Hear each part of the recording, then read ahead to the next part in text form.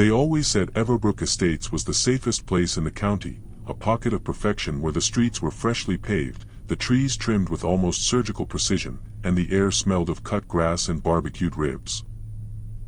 But beneath the gloss of middle-class euphoria, something malignant had begun to stir, something as ancient as rot and as cruel as starvation, and it wore the face of every neighbor, every friend, every loved one, a festering disease under the sterile facade, a rot that twitched and breathed and smiled with teeth that weren't teeth at all, something so impossibly old that its name had been scraped from the bones of the earth, something that hungered for flesh, for faces, for the trembling heartbeat of panic as it stripped the soul bare with each incision. The first body was found on a Tuesday. Carla Jennings, 34, elementary school teacher, beloved by her pupils for the way she gave out homemade cookies at Halloween, was discovered by a jogger in the retention pond at the edge of the development. Her face was gone, peeled, stripped, skinned with obscene delicacy. Her skull gleaming beneath the broken film of water, her mouth frozen in a rictus of agony, her tongue severed at the root. Her face, oh God, her face, folded into a grotesque origami of flesh and cartilage, placed between her stiff hands like some obscene prayer, a wet trophy offered to the nameless hunger that prowled the cul-de-sacs. There was no blood. None at all. Just the slick, polished bone of her exposed skull, staring eternally at a sky that seemed to shrink and wither with each passing hour. Everbrook Estates closed ranks.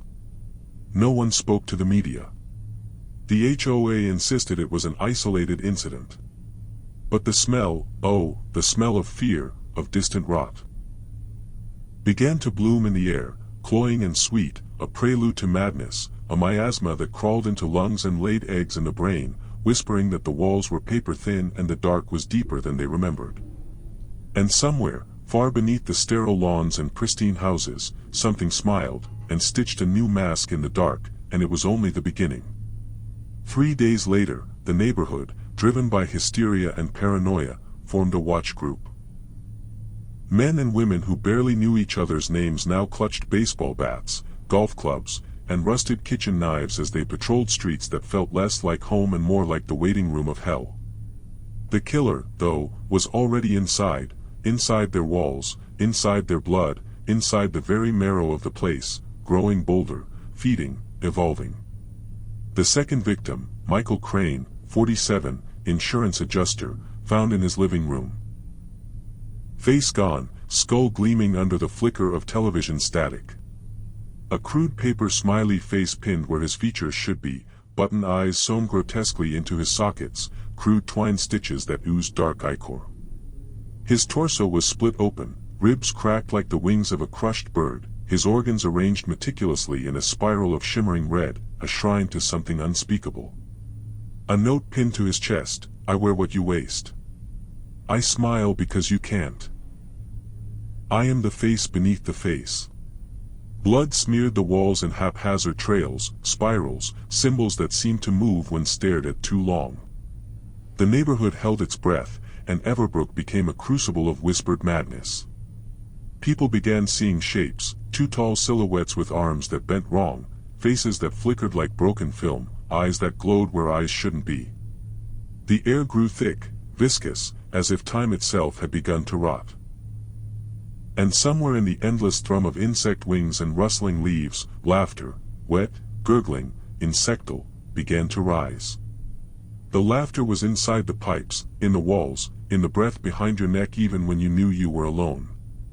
The third murder detonated the fragile illusion of safety. Heather and Tom Blanchard, found seated at their dining table, faces peeled and swapped, sewn onto each other's heads with surgical precision and frayed black threads.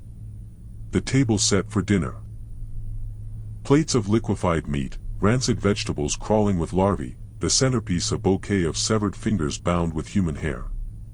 Their hands were interlocked, their heads slumped, stitched together forever in grotesque union, mouths crudely repositioned to mimic a lover's kiss, lips black with rot. On the wall, smeared in arterial red, a family that feasts together rots together. That night the blackout came. Not just electricity but every line of communication severed, every device dead. The streets bathed in unnatural stillness. The house is nothing more than tombs. Shapes flitted from shadow to shadow, twitching figures whose faces slid and melted under the moonlight. The sound of breathing, wet, animal, feverish, filled the air, thick and humid, accompanied by the soft wet sound of flesh being peeled somewhere too close. And then, the eyes. Pale orbs, unblinking, appearing in every window. Hands pressed to glass, twitching, scratching, clawing. And the faces, oh God, the faces, hundreds of them, stitched masks worn by things that weren't human, that moved in spasmodic jerks, limbs bending the wrong way, mouths twisted into eternal, toothless smiles. The wind carried their whispers, disjointed fragments of every voice they had ever stolen. We wear you. We wear you. We wear you. Detective Colin Vance arrived, or believed he did. Because when he crossed the invisible line into Everbrook Estates, reality itself seemed to fray. The air thickened. Time buckled. His thoughts unraveling like wet rope.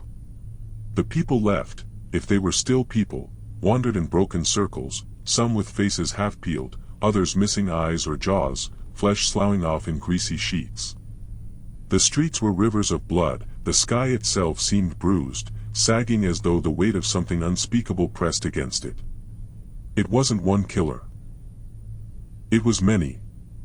A contagion of flesh, a hive mind wearing human skin, puppeteering hollowed bodies in a grotesque pantomime of normalcy.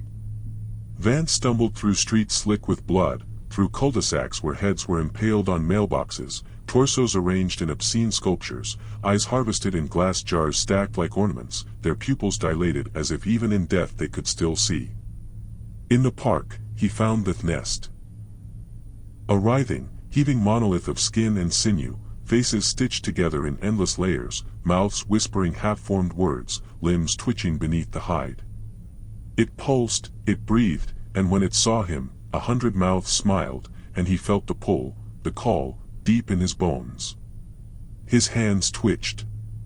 His fingers itched. Somewhere beneath his skin, something began to squirm. Before he could scream, the others came.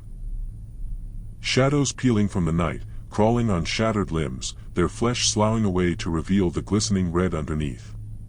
Hands reached, nails dug, and the chant began, one of us. One of us. One of us. The world tilted, the sky screamed, and Colin Vance felt his face begin to peel itself from his skull, not by force, but willingly. There was no rescue. No salvation. No escape. When authorities arrived days later, Everbrook Estates was a graveyard of silence. The streets were empty. The homes abandoned, doors ajar, windows shattered. And in the heart of the community stood the tree, a hideous construct of fused bone and twisted sinew, its branches made of arms, legs, ribs. From every branch, faces dangled, some fresh, some ancient, all smiling in rictus terror, their eyes still wet, still blinking in the endless twilight of their suffering. The houses were not empty, not really. Behind every curtain, beneath every bed, within every attic, the things remained, eyes glittering, mouths twisted, wearing faces stolen from those they devoured. They waited. Patient. Eternal. And those who entered, well, they never left. Not really. Not intact. Sometimes they left in pieces. Sometimes they stayed forever, sewn into the living tapestry. The story became a myth, a whispered legend. Officially, Everbrook Estates was condemned, the land toxic. But some nights, when the wind howls just right, the old residents, the ones who still have their eyes, say you can hear it, the laughter, the scratching, the endless whisper of stolen voices repeating the chant, one of us. One of us. One of us. And if you look closely enough into the darkened windows, you might see them, the faces, waiting for you to join them. Forever. And ever. And ever.